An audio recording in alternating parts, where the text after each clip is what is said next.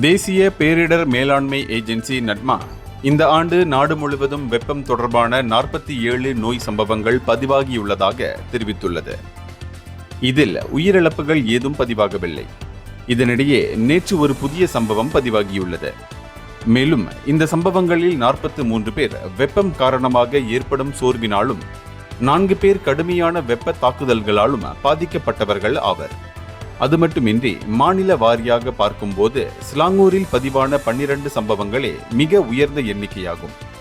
அதைத் தொடர்ந்து பேராக் சபா மாநிலங்களில் தலா 7 சம்பவங்கள் பதிவாகியுள்ளன.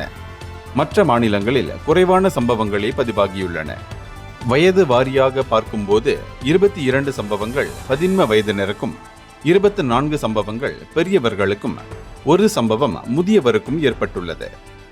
இதனிடையே பாதிக்கப்பட்டவர்கள் அனைவரும் குணமடைந்து சிகிச்சை முடிந்து வீடு திரும்பியுள்ளனர் என தேசிய பேரிடர் மேலாண்மை ஏஜென்சியின் தலைவர் டத்தோ அப்துல் அலீம் அம்சா உறுதிப்படுத்தினார். இந்தியர்களின் இதய குரல் மக்களோசை.